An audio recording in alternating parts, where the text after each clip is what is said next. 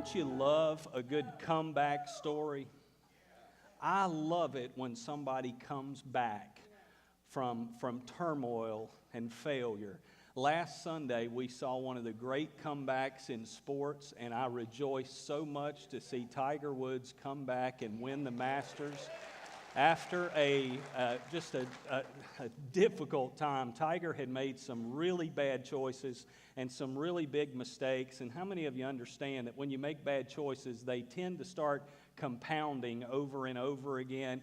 And his mistakes started to compound. I know I've been there, and I'll bet you have too. And the difference between us and him is his mistakes got compounded in front of the whole world in the newspapers and on television. I watched a video this week of him watching other commentators. They had kind of one of those reaction videos, and he was watching sports commentators saying how he would never be the same, how he would never win again. And last Sunday when I saw him, I was out eating lunch, and we watched on our phones when he won that, and I thought, what a comeback story. It is beautiful to see somebody come back from failure and live in victory again. Today, we celebrate the greatest comeback in history, that Jesus Christ came back from the dead and won the victory. Now, maybe you're here today. We've invited lots of friends and lots of family and lots of our people we love are with us today. And some of you are not Christians, and we're so glad to have you this morning. We're not here today to convert you to a religion. We're not here to convert you to Upward Christian Fellowship. We're certainly not here to convert you to me this morning. We just would like you to know Jesus, because we know Him and we love Him, and He has given us life and strength and hope and purpose and all kind of tremendous things of knowing Jesus. And we just want that for you. And I'm so glad you've come here today. I hope today and maybe over the next couple weeks you'll check out our faith and check out what we believe, because we just want you to have Him more than anything else. The greatest comeback in history is Jesus coming back from the dead. As Christians, we believe that God came in human form to earth in the person of Jesus Christ, that He lived a sinless life, that He gave His life as a sacrifice for us, and He hung on the cross. And on the cross, He took upon Himself all our failures, all our mistakes, all our brokenness, all of our sin. He took upon Himself, and He died and carried the full punishment for us on Himself. They took Him, they buried Him, they put Him in a grave, they rolled a stone over the grave and said, He's gone. But on the third day, as He said would happen, He rose from the dead and He conquered death forever. He conquered death for us.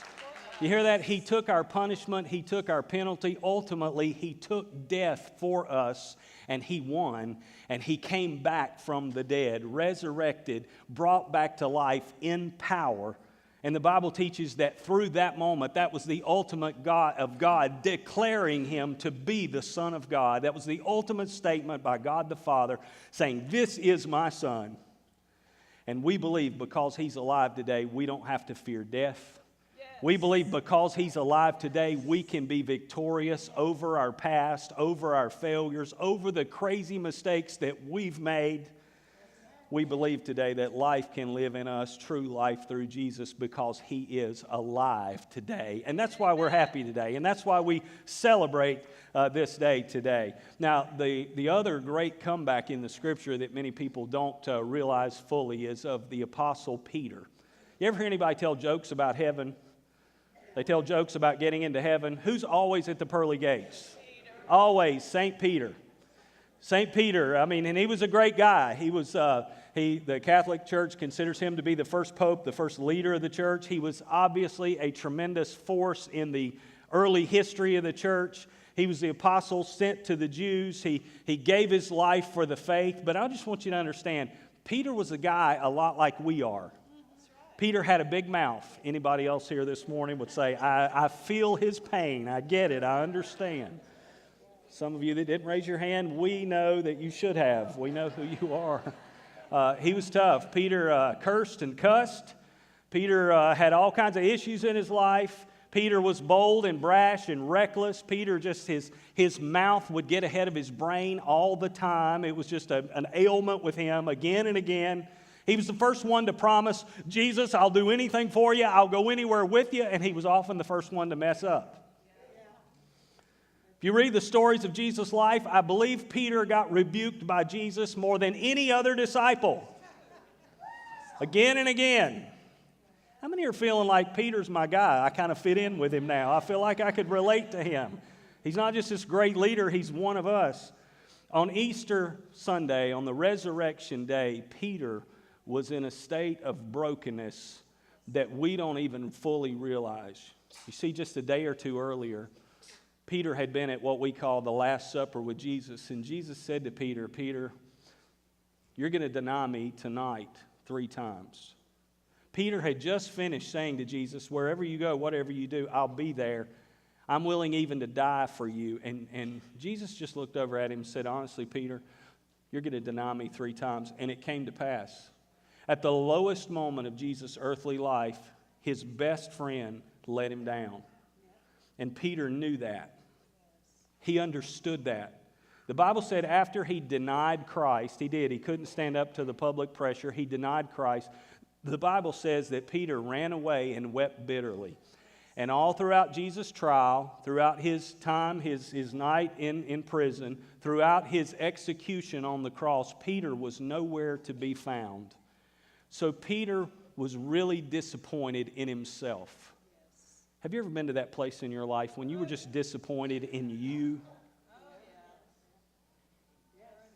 You just looked at your own life and said, you know, I really blew it then. Am I the only one that sometimes looks back on my life and says, what was I thinking? How could I have done that? How could I have been so, there's no other word, stupid than to do that? What person, do you ever look back on your life and think, who was that guy? He was disappointed in himself. And on that resurrection morning, Peter was dealing with the brokenness of his disappointment in himself. He was also disappointed with Jesus. This is deep. You may have been disappointed with God before. You may have been to a place in your life when God did not do what you thought he was going to do. You see, Peter and the rest of Israel and the rest of the disciples, they thought Jesus was coming to liberate them politically. They thought he was going to overthrow the Roman oppression they were under, so they expected him to just, set them free and bring the nation of Israel back to its rightful place in their minds in the world. And all of a sudden, he gets arrested, allows himself to be arrested, and he's crucified. Often we get disappointed in God when we don't understand what he's doing in the long term. We can only see what's happening right now in front of us, but we don't always understand the long-term effects of God's plan. Anybody ever been there other than myself? I'm like, God, what are you doing to me? I've prayed those prayers this week. I'm not talking about something in the far past. Something happened this week, and I just said, God, I don't need this. What are you doing? I'm busy. I don't need this too. There's times we've been disappointed in us, and there's times we've been disappointed in God. We're going to see today how the resurrection changed everything in Peter's life, specifically how the resurrection revived his faith, how it brought faith back to Peter, how he made a step towards Jesus. John chapter 20 is a very powerful chapter about the resurrection morning. We're going to look quickly today. I'm not going to keep you a long time. We're going to look at 10 verses today very quickly, and we're going to see how the resurrection can revive our faith as we talk about faith in Christ. John 20 says, early on a Sunday morning, while it was still dark, Mary Magdalene came to the tomb and found the stone had been rolled away from the entrance. She ran and found Simon Peter and the other disciple, the one who Jesus loved. That's John himself. John called himself often the other disciple, or the one who Jesus loved. She said, they've taken the Lord's body out of the tomb, and we don't know where they'd put him. Peter and the other disciple started out for the tomb. They were both running, but the other disciple outran Peter and reached the tomb first. It's just like a man. John wanted to record for history that he won the race to the tomb. As I read John's gospel, I think, this guy's got issues. He's calling himself, I'm the guy who Jesus loved, by the way. And I outran Peter to the tomb. They believe Peter was a lot older, so all the old guys say, if I could just back up 20 years, buddy, I would kick your tail to the tomb. That didn't sound very Christ-like, did it? It's okay. Mary Magdalene comes to the tomb, and she finds the stone had been rolled away from the entrance. I want to talk to you first today about the impossibility of faith. The impossibility of faith. Here's what I don't get about this story, and it's hard to understand. Jesus told the disciples, and everybody knew, because he'd said it more than once. He said, guys, I'm going to be killed. They're going to put me in a grave, and on the third day, I'm going to rise again. He not only told them he was going to rise again, he told them when.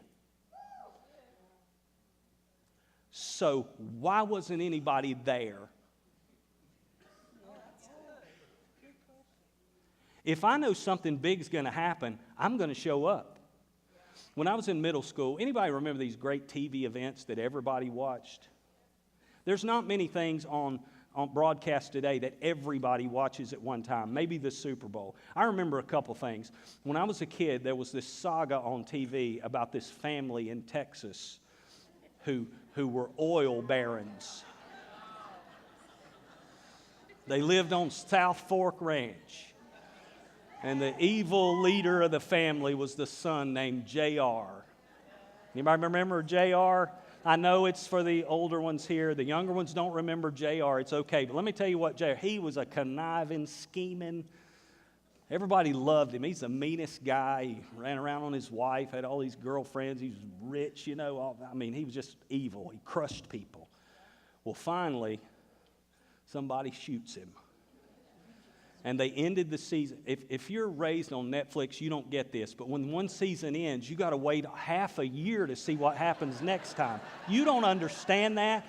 You could not binge watch anything right then. You were chained to the television next week to see what happened. JR gets shot. You don't know what happens. He's just laying there on the floor and the season ends.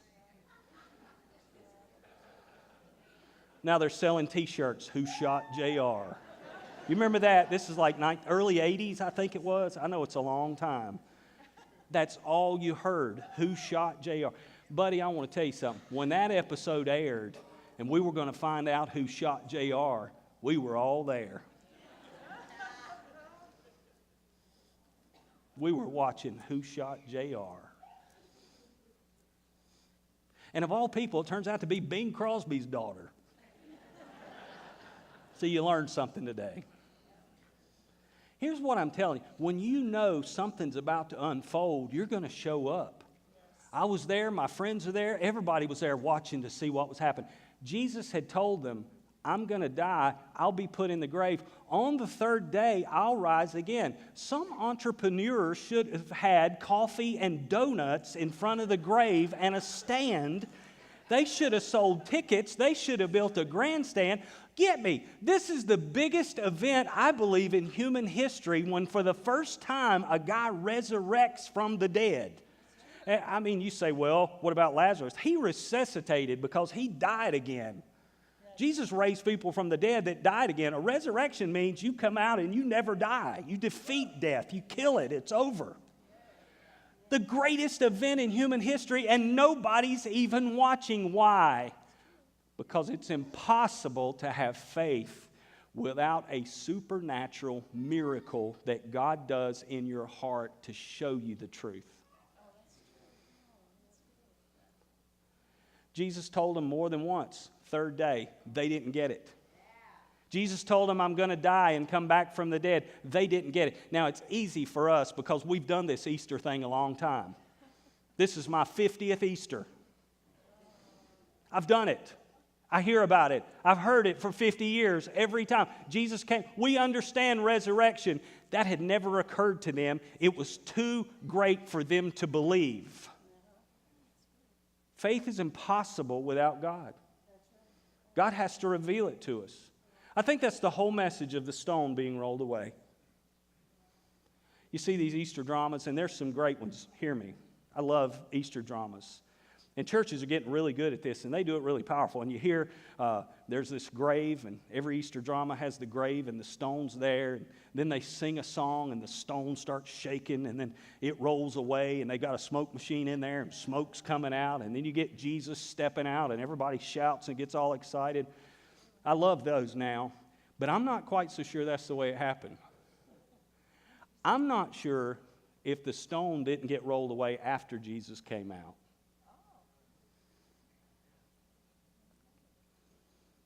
Because, hear me, Jesus didn't need the stone to be rolled away to get out. That's right. Many times in the appearances he made to the disciples later, boom, he was just there. The stone was not rolled away to let Jesus out. The stone was rolled away so Peter could go in and see the miracle. Before we can come to faith, God has to roll some stones away. He miraculously has to open up ways for us to understand this. You can't just decide one morning, I guess I'll start following Jesus today. I'll just start going to church. I'm going to turn my life around. You don't just wake up one morning and do that. If God's dealing with your heart this morning and something's tugging at you saying this Jesus is what you need, that is a supernatural work of God that is beyond human comprehension and understanding. And God is rolling some stones away in your life. Maybe there's a stone that's between you and God, between you and understanding the truth, between you and the resurrection power of Jesus. Maybe it's church. Maybe you're here this morning that the church growth people that we study under, they would call you, if you've been to church and you quit, they call you de-churched. Anybody ever been de-churched? Anybody has been, I've had enough church?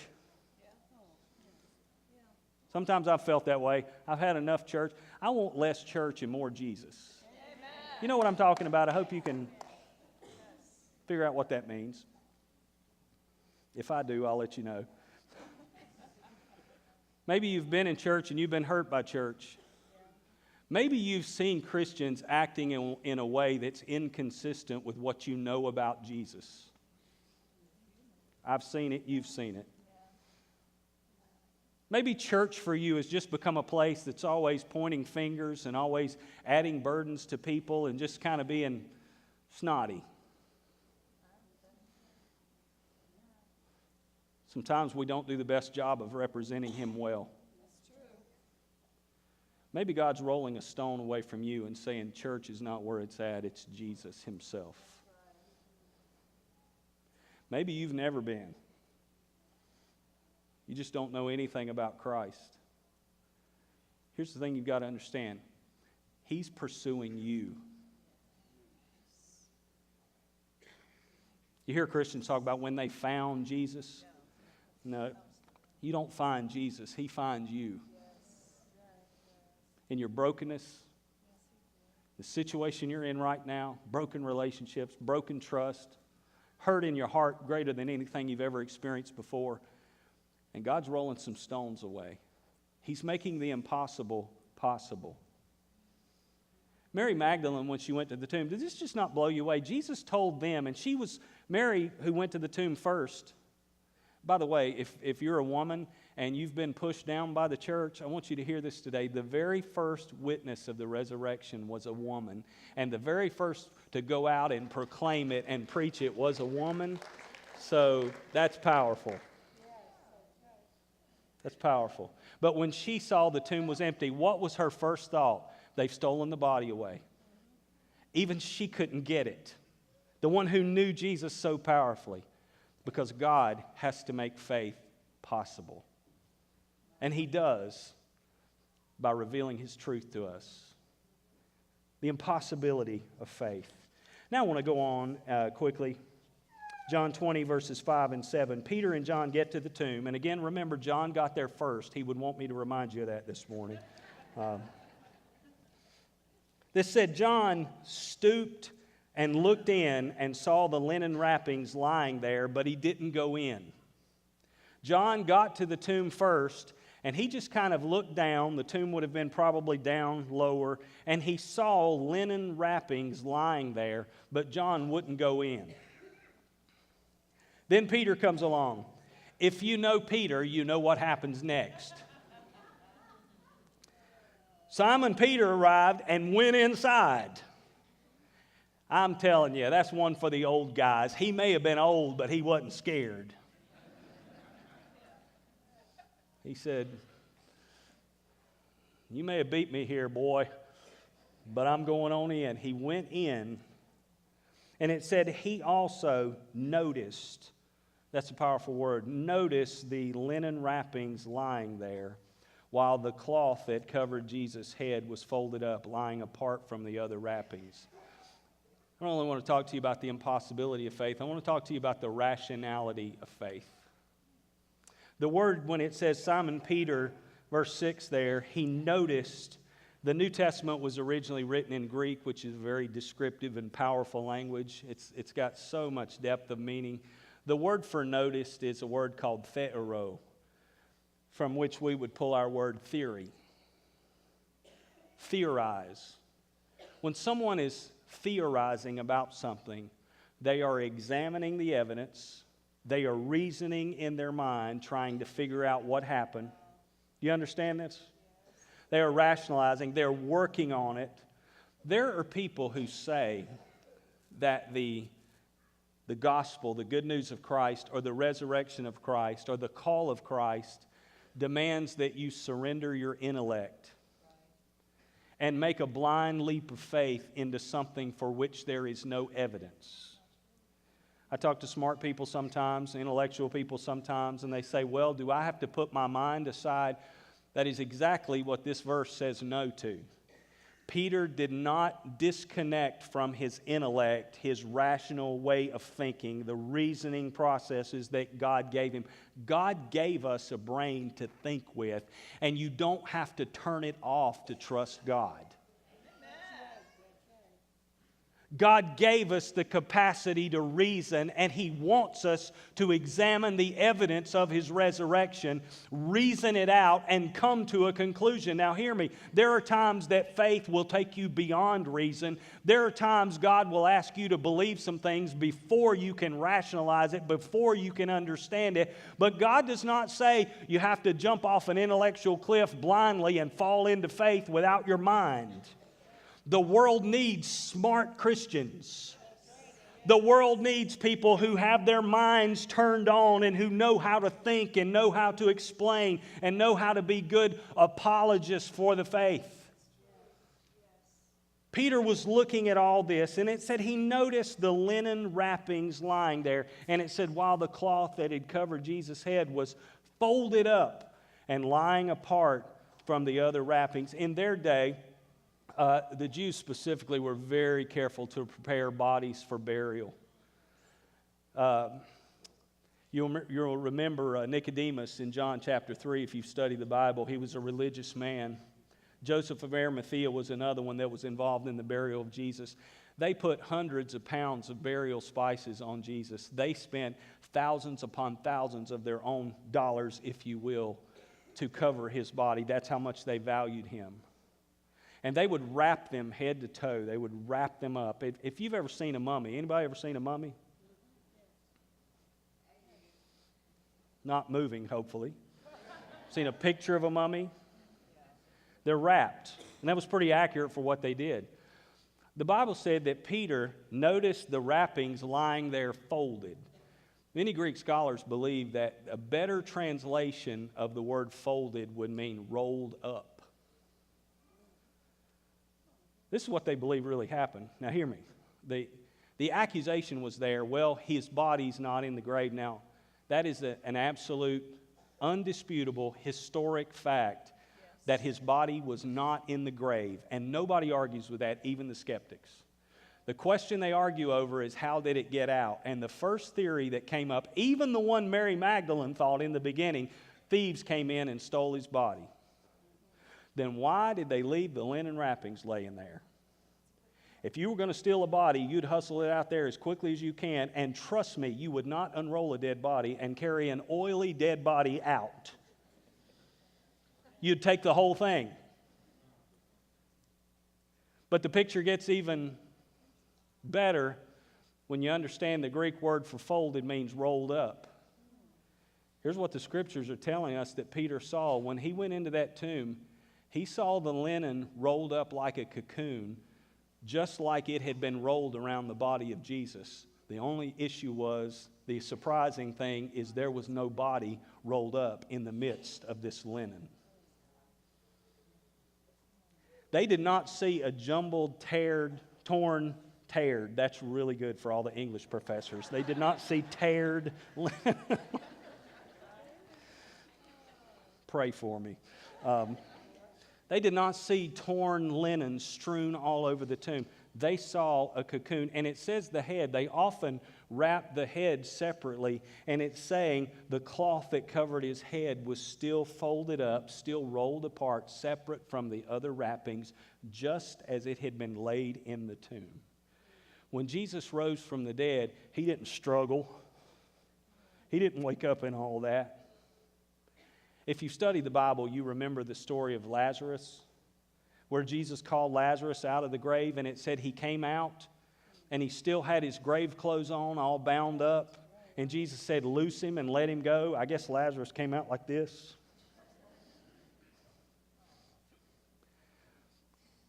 Bible scholar wrote this. He said, Lazarus kept his grave clothes because he was going to need them again. Jesus was not going to need anything with a grave again because he resurrected. Jesus simply came through those wrappings.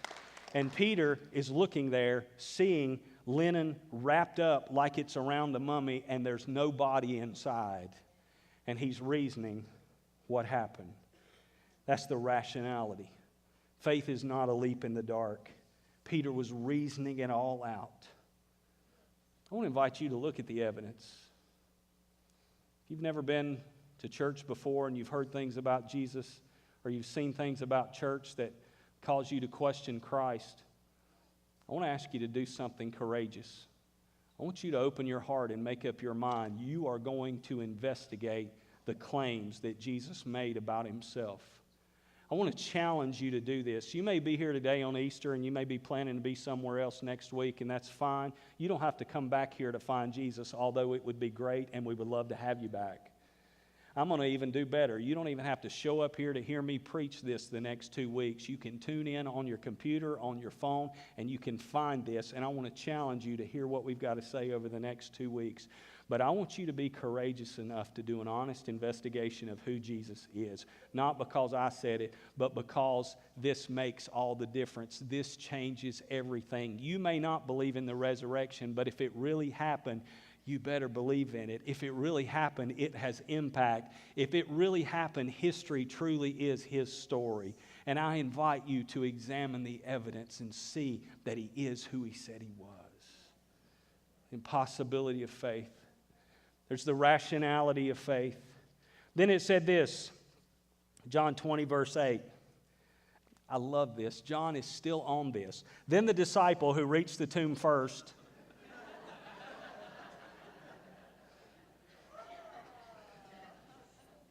Come on, John. Give it a rest, man. He also went in. Yeah, he was bold, all right. He couldn't go in until Peter went in. But he said after this, he also went in, and he saw and believed. John came to belief right then. Verse 9 said, for until then, they still hadn't understood the scriptures that said Jesus must rise from the dead. Then they went home. John went into the tomb, and he saw, and he believed. I want to tell you about the individuality of faith. And I want to be careful with this term because faith is not a pursuit we take by ourselves. It's within a group. It's within the family of God. It's within the body of Christ. We become like Christ through interaction with his body. Do you understand that? It's in a community thing. But hear me, not everybody comes to Jesus exactly the same way.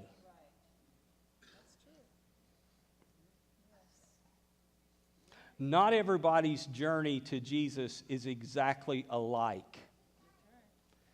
Luke chapter 24 tells us specifically, Peter did not come to faith right in the tomb. It said he went home and he wondered. He went home and he pondered in his heart, what could this be? What could this mean? He was meditating on it. I go in, I see a stone rolled away. I see linen there rolled up with no body inside. What does it mean? See, Peter was carrying so much baggage, I think he had to process some of it. Peter had so much brokenness, so much failure. I really hope you'll listen to the next 2 weeks, because we're going to talk about Peter's failure next week and how Jesus saw past his failure even before it happened. And then the last week, I love it, we're going to be on the beach with Peter and Jesus. I don't mean go to the beach. We're going to be on the beach right here. I just need to go to the beach sometimes. And in 2 weeks, we're going to be on the beach right here with Peter as Jesus restores his future and calls him back to be a disciple again. But Peter had to go home and reason. Have you ever wondered this? You may go home and you may reason about this. Some of you may be like John today, that you're ready to believe right now. God has done something in you right here in this place, and we're going to give you an opportunity to respond. Some of you may be like Peter, and you're like, wow, I've been challenged with some stuff, and I really feel like I need to investigate Christ. My prayer for you is that God just starts rolling some stones away from your understanding of Him. Have you ever wondered this, though? Why did the early church not commemorate where this tomb was? You ever thought about that? Say, well, Pastor, I've been to Jerusalem. I've been in the tomb where Jesus rose from the dead. They really don't know that that's the place. Hear me. There's all kind of relics. There's all kind of where the cross might have been. There's a couple different locations they think the tomb might have been. And the two really that are over there kind of make sense and are kind of that right, the right age. And they're kind of in the right spot. But nobody knows for sure because the early church just didn't keep a record of it. If it had been us, we'd have had a plaque on the wall really quick. Right? We'd have marked the spot. We'd have been having church in there. Here's why they didn't mark the tomb. They didn't need the tomb because they had Him. You don't go to somebody's grave when they're alive. Are you with me? You don't go visit it when they're there with you. I love this. It says about Jesus, Jesus was placed in a borrowed tomb. Who else can borrow a tomb but Jesus? Got a place we can put Him? Can we rent that by the day? We don't have to buy this. Just 3 days. What's the price? I mean, they didn't mark the tomb because the tomb didn't mean anything to them because He came out of it.